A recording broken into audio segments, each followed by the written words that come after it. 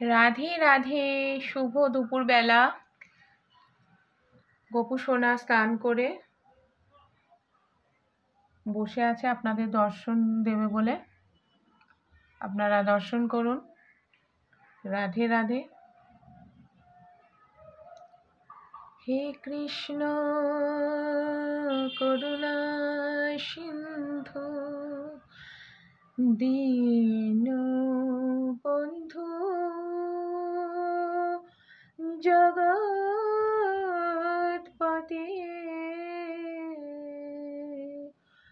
গোপীশ গোপিকা কান্ত